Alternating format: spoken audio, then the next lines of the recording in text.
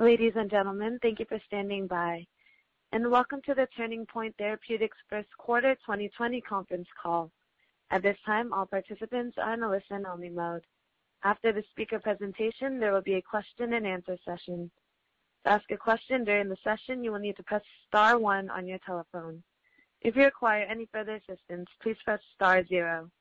I would now like to hand the conference to your speaker today, Jim Mazzola. Please go ahead, sir.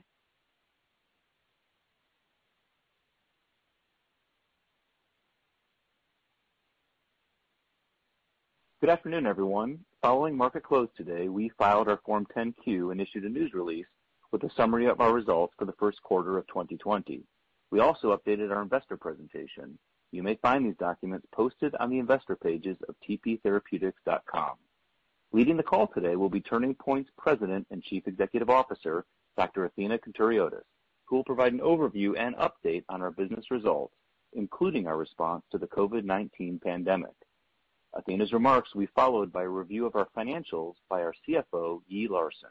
We will take questions following our prepared remarks. As a company, we are adhering to guidelines for social distancing and remote work, and therefore the three of us are in different locations today. We have previously recorded our prepared remarks, after which we will host a live Q&A session. So please bear with us if this modified approach results in any technical issues.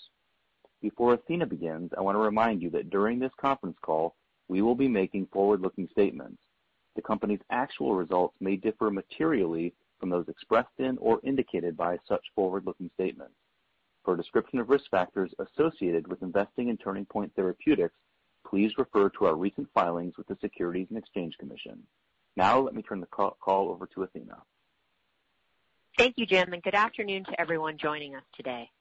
Before I begin, I want to acknowledge how incredibly challenging this past quarter was for so many in our society, and especially thank each and every one of the dedicated healthcare providers who have made so many sacrifices these past few months for the health and well-being of patients worldwide. Despite the challenges, we have remained focused on our goals to bring meaningful therapies to patients in need while navigating the rapidly evolving situation with COVID-19. I am incredibly proud of the progress our team made during the quarter and pleased to now provide an update on the quarter and our response to the pandemic. For anyone new to our story, at Turning Point, we have internally discovered and developed our wholly owned pipeline of next-generation tyrosine kinase inhibitors that target numerous genetic drivers of cancer. Today, we have 4 active development programs with the potential to address up to 15% of the targeted therapy opportunity in advanced non-small cell lung cancer if each of our drug candidates are utilized as single agents. Starting with repotrectinib and specifically the Trident-1 phase 2 study. In the first quarter, we remained pleased with the rate of global site activations, with approximately 50% of our sites now activated across 11 countries. This includes the majority of our U.S. sites and key sites in Europe and the Asia-Pacific region. The phase 2 portion of Trident-1 is expected to enroll approximately 320 patients, now at up to 120 sites globally. In addition, we continue to anticipate providing early interim data from initial patients in some of the registration cohorts during the second half of the year. I will provide additional detail for that update as I walk through our upcoming milestones. We also recently completed our first independent data monitoring committee meeting for the Trident-1 study. The DMC is responsible for the oversight of the overall trial conduct and safety profile of repotrectinib within the phase 2 portion of the study. Their recommendation based on the initial safety evaluation was for the study to continue. While it is not our standard practice to give periodic updates on enrollment in our ongoing registration trial, I remain pleased with the progress we made during a very challenging first quarter. We took multiple steps to help mitigate the impact of the pandemic, which included remote site activation and data monitoring, enabling patients to have routine tests conducted closer to home, and allowing sites to evaluate certain patients remotely by phone or video conference. These measures were implemented in collaboration with our CROs, our sites, and their IRBs. In addition, we have also evaluated additional sites for participation in our phase 2 Trident-1 study. Importantly, we have not experienced any COVID-19 related supply interruptions to our clinical programs. Despite the steps to mitigate the impact of COVID-19, we have more recently started to experience delays in trial site initiations and patient enrollment within the Trident-1 study. We are also closely watching the progress in our other studies and believe the extent of the impact on our pipeline will depend on the continued duration and severity of the pandemic. Turning to our 3 earlier stage studies, first, we have an ongoing phase 1/2 open-label study to assess repotrectinib in pediatric patients with ALK, NTRK, or ROS1 positive advanced solid tumors. We continue to advance that study with site activations and patient enrollment. Next is our phase 1 open-label study of TPX-0022, our MET, CSF1R, and SRC inhibitor in patients with advanced solid tumors harboring genetic alterations in MET. As a reminder, the study is a standard dose escalation design to determine the maximum tolerated dose, overall safety profile, and preliminary efficacy of TPX-0022. The study has enrolled both TKI-naive and pretreated patients with primarily exon 14 alterations or MET amplifications, and we anticipate reporting early interim data from initial patients in the second half of 2020.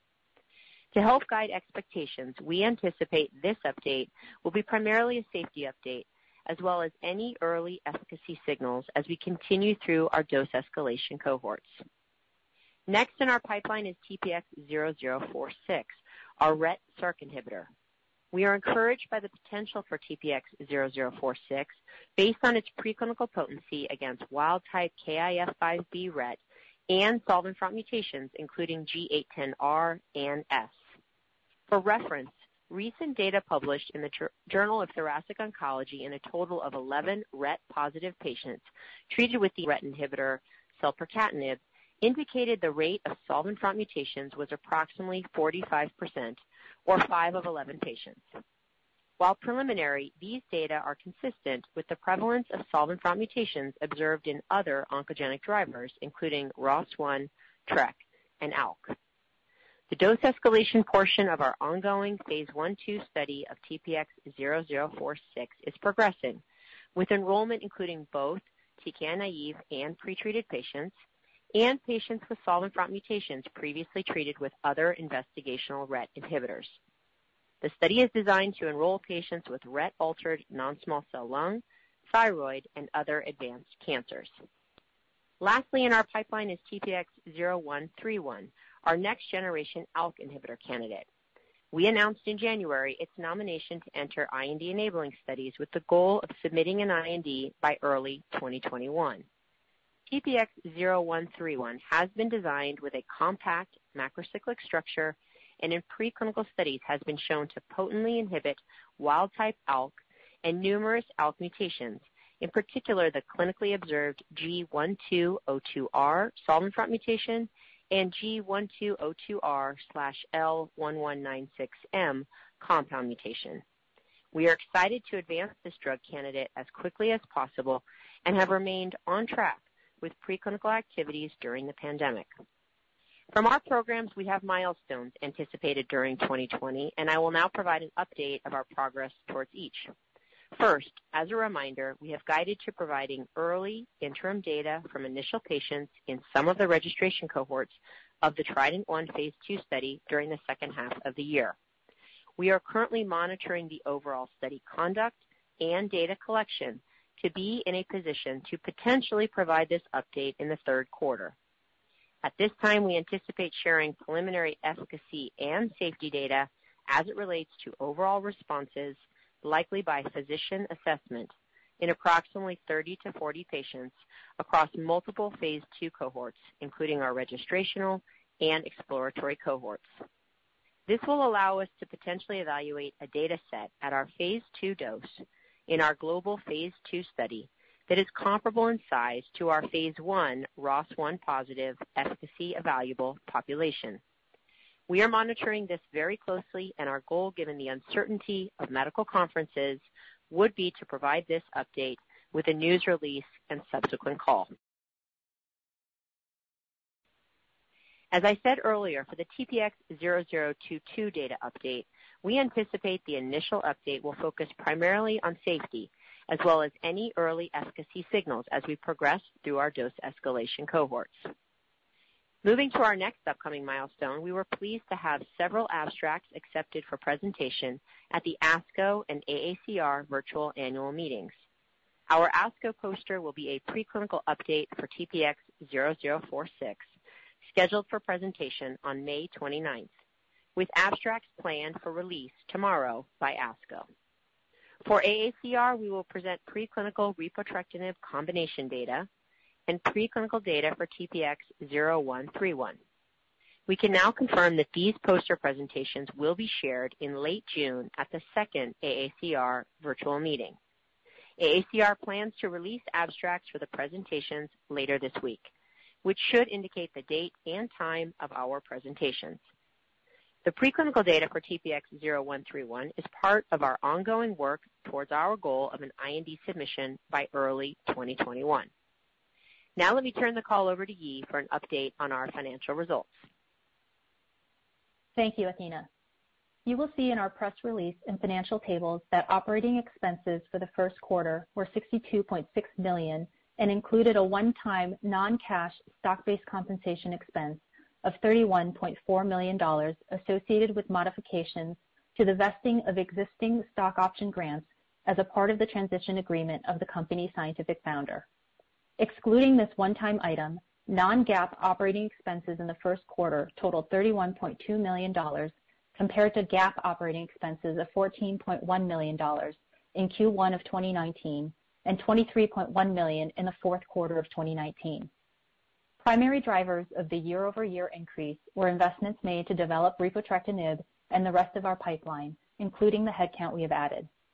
Reported operating expenses included a total of $38.4 million in non-cash stock-based compensation expenses, primarily comprised of the $31.4 million one-time item.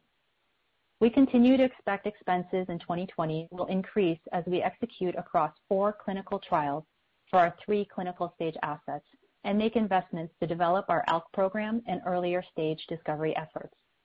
Net cash used during the first quarter was $28.4 million, and our cash equivalents, and marketable securities at March 31st were $380.8 million. We project our cash position will fund current operations into 2022. With that brief update, I will turn it back to Athena. Thank you, Yi. To close, I will summarize our goals for the year, which are advancing enrollment in each of our clinical trials. The extent of the COVID-19 impact on our clinical trial enrollment and data collection will depend on the duration of the pandemic. This is a clear area of focus for our team. Presenting a preclinical update for TPX-0046 at the virtual ASCO meeting on May 29th. Presenting our preclinical repotrectinib combination data and our preclinical data for TPX-0131 at the virtual AACR meeting in late June. Providing an update of early interim data from initial patients in the Trident-1 phase 2 study during the second half of the year, potentially in the third quarter.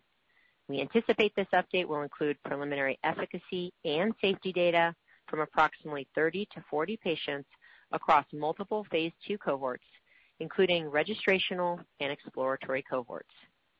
Providing interim data from initial patients treated with TPX-0022 during the second half of the year, and advancing TPX-0131 towards IND submission, which we anticipate in early 2021.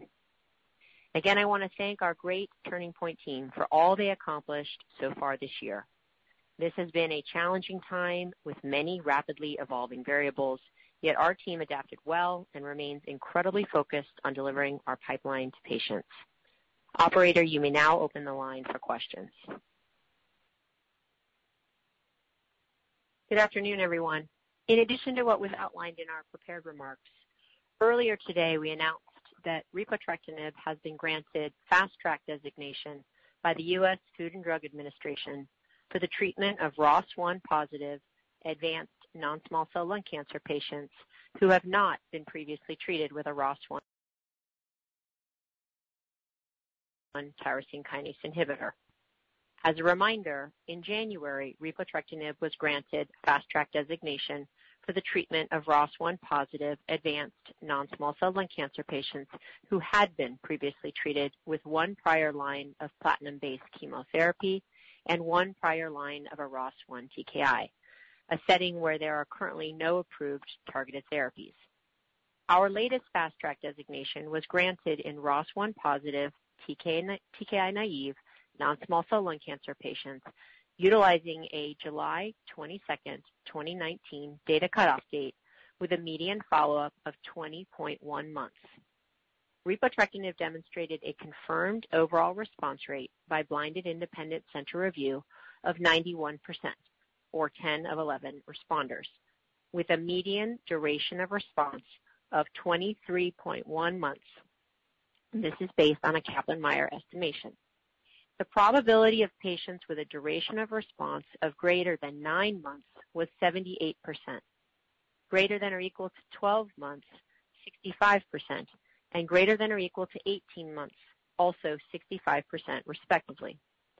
Repotrectinib also showed a median progression-free survival of 24.6 months, which, while not an endpoint of the phase 1 study, compares favorably with historical comparisons for the two currently approved agents in this setting. As of April 6, 2020, with an additional 8.5 months of follow-up, 4 of the 5 responding ROS1 TKI-naive patients remained in a partial response per physician assessment data since the July 22, 2019 data cutoff, and the duration of treatment ranged from 9.2 to 34.2 plus months, with 7 of the total 11, or 64% of patients, remaining on repotrectinib. All 7 patients remained on treatment for more than 17 months, 6, or 55%, on treatment for more than 2 years, and 3, or 27%, on treatment for more than 30 months at the time of the analysis. In addition, repotrectinib has also demonstrated CNS activity among patients with ROS1-positive advanced non-small cell lung cancer who are ROS1 TKI naive, with an intracranial objective response rate of 100%, 3 of 3 patients, with durations of response as of the July 22nd data cutoff of 14.8 plus, 17.6 plus, and 23.1 months. All 3 of these patients remain on treatment as of the April 6, 2020 analysis, 26 plus months, 28.5 plus months, and 34.2 plus months, which is very encouraging given the limited therapeutic options for patients with CNS disease in this setting. With that additional information from our phase 1 Trident-1 study and our recent Fast Track designation now outlined, we may now open the line up for questions, operator. Thank you. Thank you. As a reminder, to ask a question, you will need to press star 1 on your telephone. To withdraw your question, press the pound key. Please stand by while we compile the Q&A roster. Our first question comes from Paul Choi with Goldman Sachs. Your line is now open. Hi, this is Corinne Jenkins on for Paul. I was wondering if there's anything you'd point out on the Retevmo label that was approved last week, and whether you see any potential impact to the ongoing enrollment in your study of 0046 with the availability of an approved product in that. Hi, Corinne. Thank you for the questions. I hope everything's okay with you and your family. Last week was a busy week, obviously, with 2 approvals in the targeted oncology space. I think we all anticipated the approval of selpercatinib or Retevmo, as you've outlined. I think I've consistently always said that I think it's a very good drug. I think those that may have, detected changes as it relates to duration of response and or warnings and precaution information, I'll leave that debate to them. But, we've always been focused on how our drug differentiates.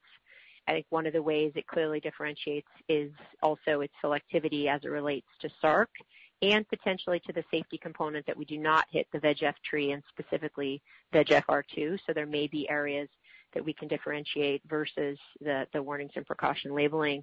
As it relates to the impact, one of the things that we were incredibly pleased with through the first quarter as well as moving into the second quarter is how our phase 1 studies have progressed. I think that's a testament to not only, again, the way that our molecules hopefully differentiate, which goes beyond just 046, but also that we have a global setting for our MET inhibitor for that phase 1 study and also multiple sites for the RET program that you're asking about. So, an overall impact for the future is hard to predict, I think equally as we've outlined from the duration of the pandemic. But so far, we've been very pleased with enrollment for not only the RET program, but our other phase 1 studies, which include the MET. Great, thank you. And then I would imagine that conferences like the ASCO and AACR are often a good time for you to connect with KOLs that become involved in clinical trials. And I was just wondering if you could talk about how you're kind of maintaining some of those touch points given the shift to a lot of virtual engagement. One of the things I would say is many of the KOLs have also, unfortunately, been adapting to the new environment and have been at home much more than they would have normally been. And so I've been just as much online with some of the KOLs who might have been more focused on clinic in the more recent past. So I really don't believe that any engagement has changed, at least from my perspective, or obviously Mohammed, our CMO, has been incredibly engaged across all of our 4 ongoing programs.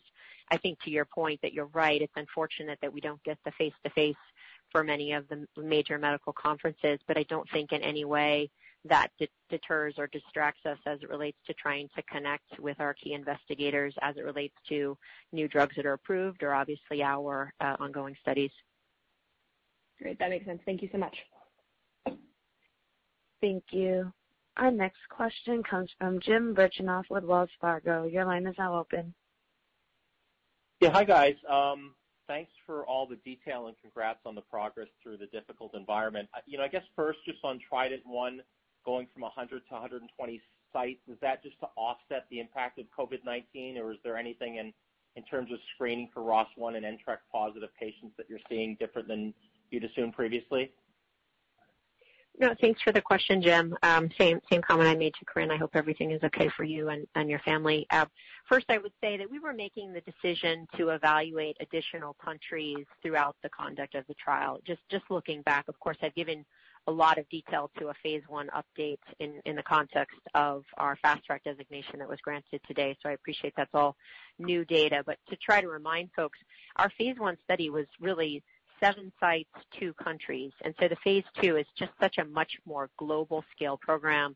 And we've been evaluating over time what additional countries we may or may not bring into the trial. So going from 100 to 120 actually included additional sites at the prior countries that we had selected, as well as some new countries that we've selected as we've learned more through outreach to KOLs in those areas, as well as outreach with our CRO. But also to the point that you're making, that I think trying to mitigate any potential impact down the road, we're obviously saying today that we've seen some delay as it relates to site initiations for the phase 2. So adding additional sites hopefully will help mitigate that if we can going further.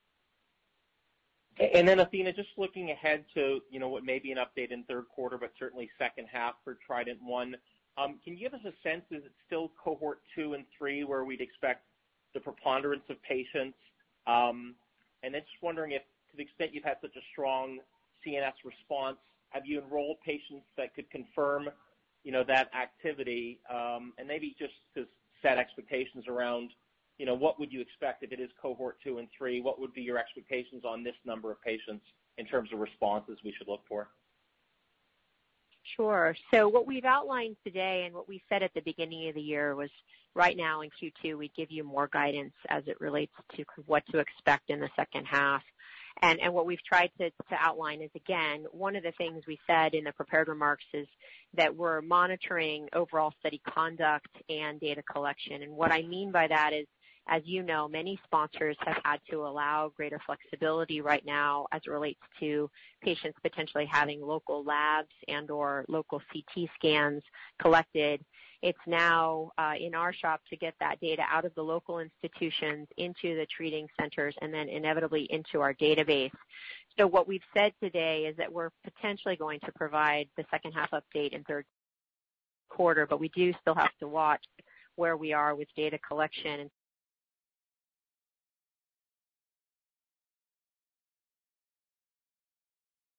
So I can't fully answer whether it'll be cohorts 2 and 3. What we've said today is that it will be multiple phase 2 cohorts. And at the same time, to the question you've asked about CNS disease, it's too early for me to assess how much data I have collected in patients that have had intracranial disease. When I look at kind of how I should think about the data coming in the second half, it's really probably more to the point I made earlier about the difference between the phase 1 study, 2 countries, versus now where we have 11 activated countries. Over half of those countries have now enrolled patients. And so it's clearly a much more global trial, which to some may think that that would add more variability. And so we want to clearly look at an early number of patients to be able to assess not only a change from 2 countries to a much more global scale, but also as a reminder, our phase 2 dose is a regimen that allows titration after 2 weeks of 160 milligrams daily. You can go and double the dose to twice daily. And that we didn't explore in phase 1. We explored it after a shorter period, after 7 days. So my assessment when I think about the data, again, to the point you've made, which is a relatively small data set, we're looking at approximately 30 to 40 patients, which is consistent. We always said early initial patients. I really just want to see the data, obviously utilizing our phase 2 dose in a much more global scale trial. Well, thanks again for all that detail, and be safe. Thanks so much. Thank you, Jim. Thank you. Our next question comes from Michael Schmidt with Guggenheim. Your line is now open. Hey, thanks for taking my questions, and Athena, thanks for the detailed update today. It looks like based on what you said, the PFS in the frontline treatment-naive ROS1 patient cohort seems to mature really nicely.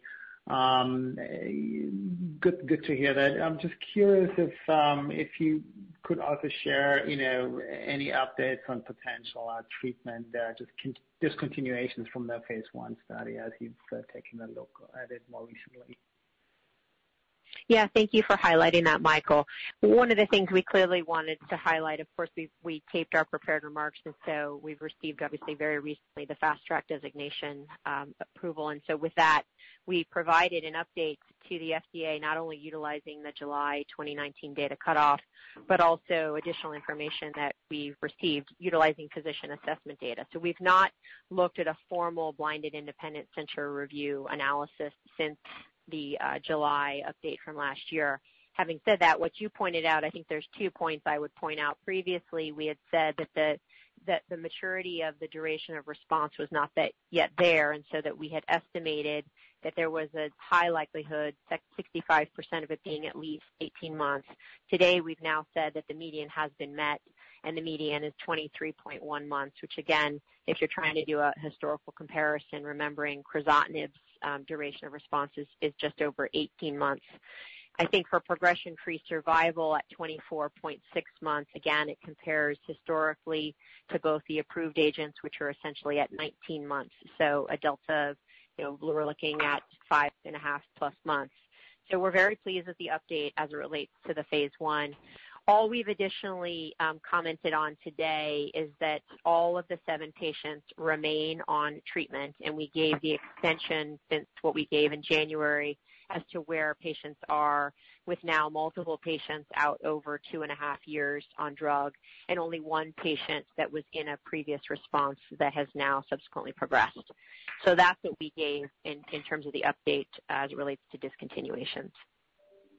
Makes sense. Thanks. And then obviously hard to predict at the moment, and really acknowledging the additional sites that you're activating. But any additional color on when you think you might be able to complete enrolling the first registrational cohort, and how we should think about potential filing timelines? No, it's a very fair question, and what we've consistently said is that we would give more guidance as it relates to the timeline. So we have not yet given the timeline to the phase 2 study, yet we would do that as we got closer to full site activation. 100% site activation. But I do still believe that we'll be in a better position to provide you a timeline potentially for trial completion once we have all of our sites activated and can truly assess the enrollment curve. So it's a question I can't fully answer today. Thank you. And then very nice to see the FDA approval recently of Novartis MET inhibitor capmatinib with a very broad label, including frontline, based on a very small study. Just wondering how you think about that in terms of read through to your program and potential longer term plans with regards to path to market and how we should think about that, as well as through the the efficacy bar maybe that Novartis sort of has set at this point.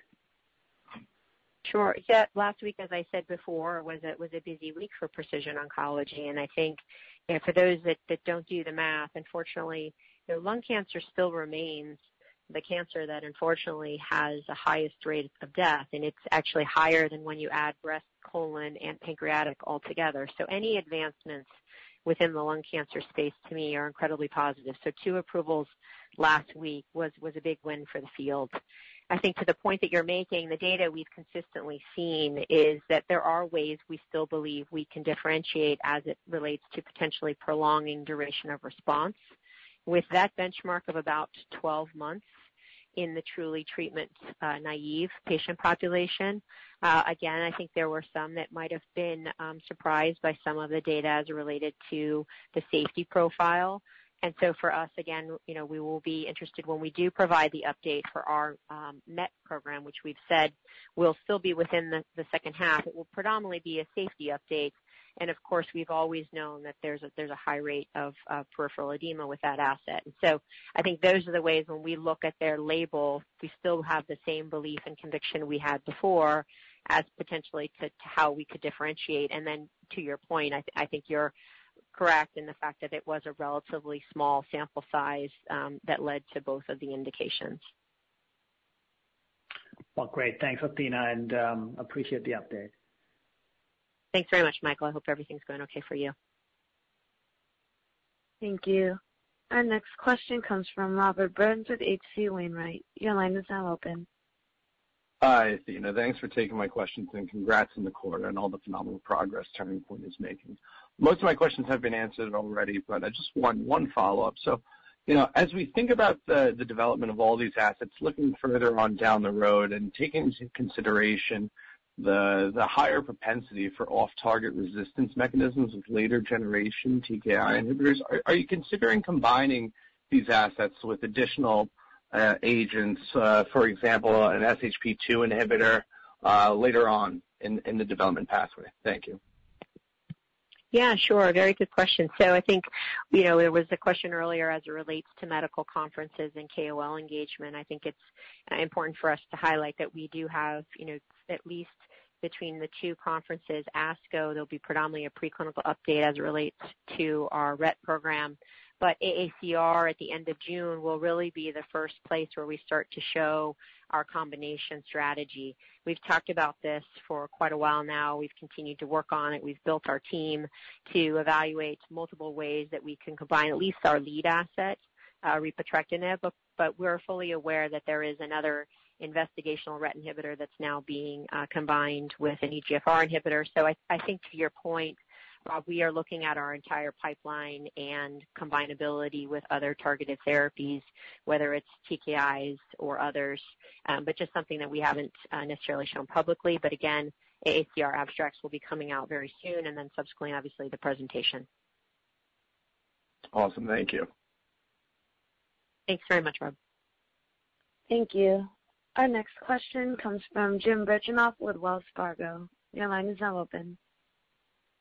Yeah, hi guys. Thanks for taking the follow-up. Just maybe a broader question. As you think about the profile, Athena, of your drugs where you're hitting the wild-type mutation and the solvent front mutations, are there good categories that you can point to where that becomes the preferred frontline approach? Is Tagrisso Tarceva in lung cancer an example? I just want to get a sense of, as we start to think about what's going to be the dominant frontline agent over time and things like non-small cell lung cancer, if there's some precedent for something that hits wild type and prominent resistance mutations.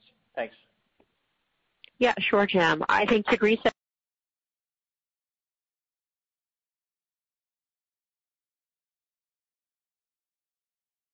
I hope today's update will be perceived positively as the phase 1 update for TKI-naive patients, showing now the DOR of close to 2 years at 23 months and showing median PFS of over 2 years, where the competitors are at 19 months.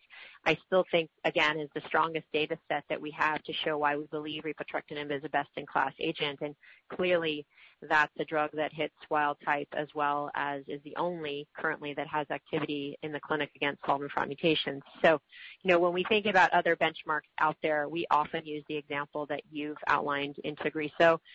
Sometimes we'll also look at Alkenza, given the fact that it started in a different setting and now has really become the frontline agent for ALK-positive non-small cell lung cancer. But I think it's a very fair point to think of how we think each of our molecules not only differentiate for treatment resistance, but also can be best in class. Great. Well, thanks for taking the follow-up. Thanks, Jim. Thank you. As a reminder, to ask a question, you will need to press star 1 on your telephone. Our next question comes from Zegbeh Jallah with Roth Capital Partners. Your line is now open. Hi, just wanted to ask a quick question about any regional differences in the enrollment for Trident, and then kind of get a sense of how that may overlap with sites where you're seeing more of an impact of COVID-19. Yeah, thank you for the question. So first, I think it's as it relates to the phase 1 versus the phase 2, let me just say from the phase 1 component, it was 2 countries, so United States and South Korea. The largest enroller within the phase 1 was here within the United States at Sloan Kettering. Our phase 2, we've not given any guidance as it relates to periodic enrollment or where enrollment is coming, but what I did say today is we have 11 activated countries now, and over half of them have enrolled patients within the phase 2. So I haven't given you specifically the countries, but I've at least given you information to say that it is a broad base of where enrollment has already started within the phase 2 study. So that's the best way that I could answer the question as it relates to enrollment as of today. That's helpful. Thanks. And then another follow-up here. I just wanted to also get a sense of how many scans or what the median treatment duration will likely be for the data update that might happen in 3Q for Trident, phase 2. Yeah, that's something that we're currently evaluating now, given the fact that we have multiple patients who have data that is still being collected from local institutions. So I wouldn't be able to give you any further guidance as to whether patients will have more than 1 or 2 post-baseline scans in the context of what the update will be, because it will also be dependent on when the update will be, whether it will be in Q3 or later in the second half. Got it. Thanks, Athena. Of course. Thanks for the questions. Thank you. Our next question comes from Arlinda Lee with Canaccord. Your line is now open. Hi, guys. Thanks for taking my question. I was looking for maybe additional color on some of the data sets that we might be expecting towards the end of the year. You mentioned that you were looking for 30 to 40-ish patients in exploratory and registrational arms. I was curious, since this trial started late last year, middle of last year, I think, are those patients then going to largely not be impacted by COVID? And then I was curious about if you anticipate any issues from requiring biopsies fresh versus maybe archival, and whether there's any change to the workup of these patients during this time. Thank you. Yeah, thanks for the questions, Arlinda. We actually had previously guided and have outlined it again in some of our documents that currently for enrollment, patients can come in with local testing. So there is no current requirement for a fresh biopsy, of course, unless the patient is a naive patient who's just recently been diagnosed. So the biopsy component hopefully is not a barrier for patients that are coming through within the trial. The impact as it relates to the data analysis, again, it will be partially based on the last question as to where we are with current scans and where the patients were in their treatment paradigm to fully be able to answer your question. So I can't answer entirely whether any of the patients that will potentially be in the data set will have had scans during this time. More than likely they would have. But again, the question I think that you're asking is, patients that had enrolled, your timeline was correct. The study started in July of last year, predominantly early patients versus more recent patients. Again, while we're looking at overall conduct and data collection, it's a question that's hard to answer right now. Okay, thank you. Thanks very much. Okay. I'm not showing any further questions at this time. I would now like to turn the call back over to Athena Countouriotis for closing remarks. Well, thank you again, everybody, for dialing in. I really appreciate the time and obviously your interest and support in Turning Point Therapeutics. Given the company is, under the stay-at-home directive, I know many of our employees are at home, and so I thank you for everything that you have been doing. You know that. I hope you and your families stay well during all of these unprecedented times. And operator, you may now close the call. Thank you. Ladies and gentlemen, this concludes today's conference call. Thank you for participating. You may now disconnect.